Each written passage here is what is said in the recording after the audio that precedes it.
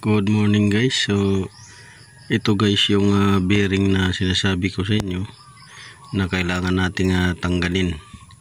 So kung napanood ninyo yung video na una, ito fast forward tayo. So panoorin nyo muna yung video na nauna. Pag napanood nyo yung guys, ito yung karugtong.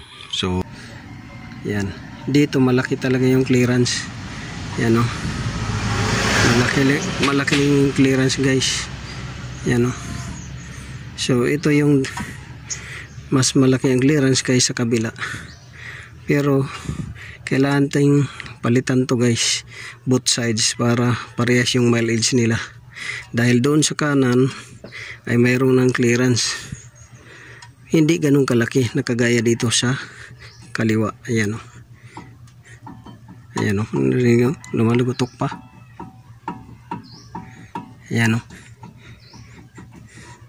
So both sides papalitan natin.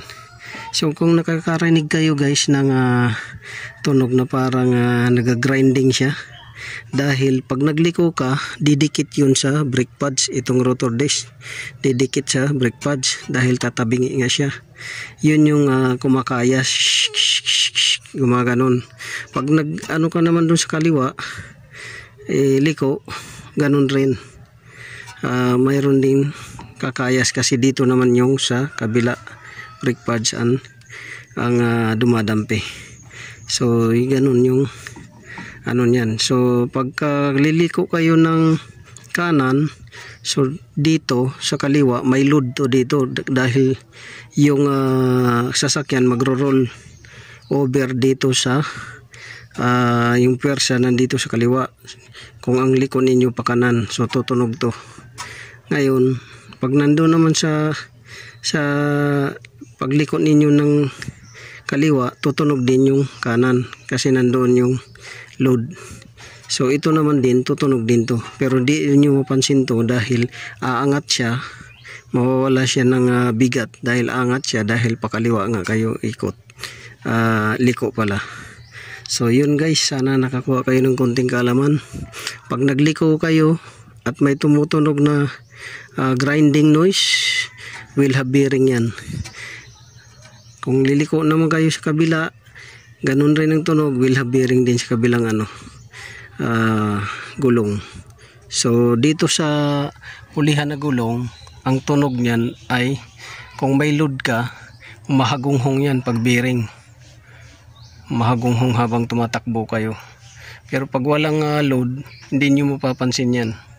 Sa load lang na may mga sakay kayo, seating capacity, doon lang ninyo malalaman na sira yung bearing ng rear axle ninyo. So yun lang guys, this is Autoboyson. So naway nakakuha kayo ng konting kaalaman dito. So tatanggalin natin to dahil maghanap tayo ng sample. Maghanap tayo ng sample na ipapakita sa kanila at maghanap tayo ng pyesa. So yun, maraming salamat. God bless you all. So fast forward na tayo. So ito pala guys yung hub bearing nya. So kailangan yung tanggalin tong nut. So mayroon dyan na lock na tinutupi lang. Yan o. Kailangan yung itulak yan. Pag naitulak nyo, kuha kayo ng 30 na sakit ito at ikotin nyo pa kaliwa.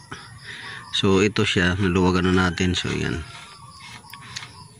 So tanggalin natin to nut.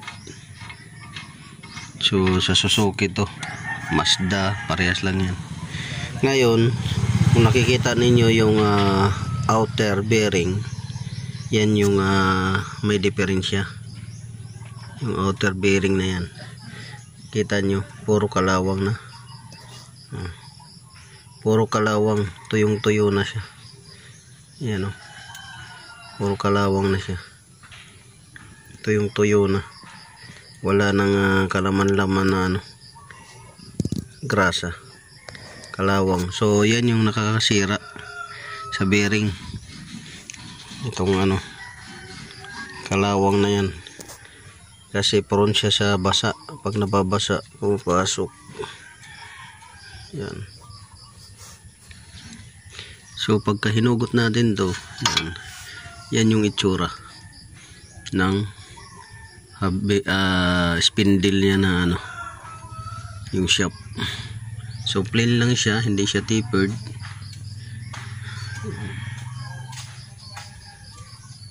Plain lang siya, hindi siya tapered. So ito, bago nyo matanggal yung ano na yun, hub bearing, so tatanggalin niyo muna yung caliper, tapos sit aside nyo doon, yan.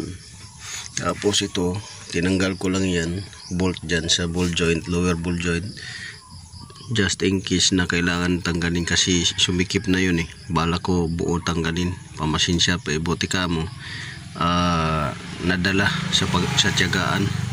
So napagtiyagaan, pati ito niluwagan ko na yan, tsaka dito, dahil nakala ko hindi ko may labas dahil masikip at saka matigas. So dito, ayan, makikita nyo dalawang bearing yan dyan, oh. Dalawang bearing.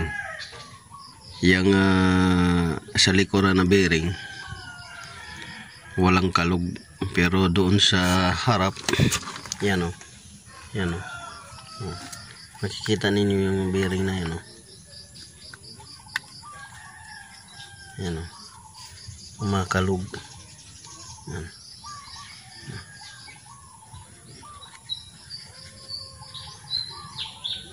Yan o.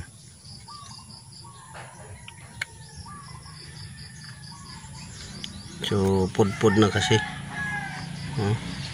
kumakalog-kalog na yung bearing na yan, isa, dalawa kasi yung bearing na to. So ang ano natin ito ay magbibili tayo ng bearing, yan, bili tayo ng bearing, i-press out natin to. Ang problema nito, kung kaya pa bang i-press out to dahil nakababad sa kalawang. So gagawin natin ito, ibabad rin natin muna sa diesel brake fluid para lumambot yung kalawang at i-press out natin.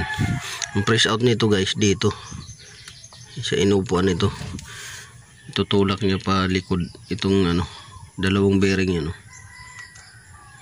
isa may kanal sa gitna, yan yung hati nila. So yun,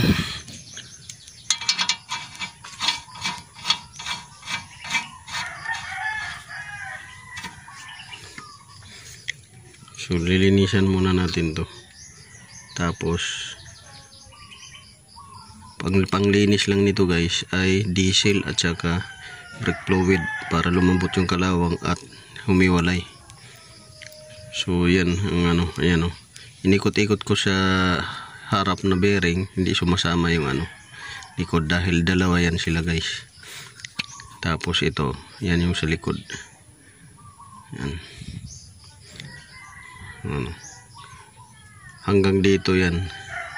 Ang problema nito kung hindi mabiyak to, yan o, kasi yan o, bearing yan, ito guys ang inner race nya bearing, ito yung outer.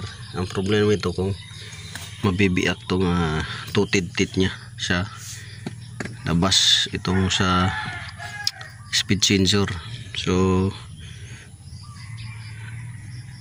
subukan lang natin muna ibabad. So yun lang guys, sana nakakuha kayo yung kunting kaalaman. Kaparehas lang ito ng mga Mazda, Suzuki, Daihatsu na may bearing. Good morning, God bless.